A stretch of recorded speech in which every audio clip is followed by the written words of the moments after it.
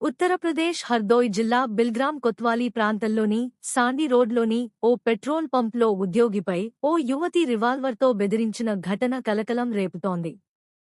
షాబాద్ ప్రాంతానికి చెందిన ఎహ్సాన్ ఖాన్ తన కుమార్తె సురీష్ ఖాన్ అలియాస్ అరిబా, భార్య హుస్న్బానోతో కలిసి ఆదివారం సాయంత్రం కారులో సీఎన్జీ నింపించేందుకు అక్కడికి వచ్చారు.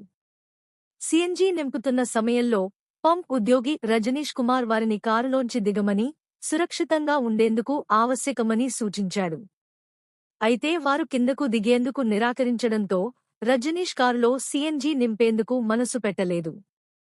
దీనిపై ఎహ్సాన్ ఖాన్ ఆగ్రహంతో వాగ్వాదానికి దిగాడు.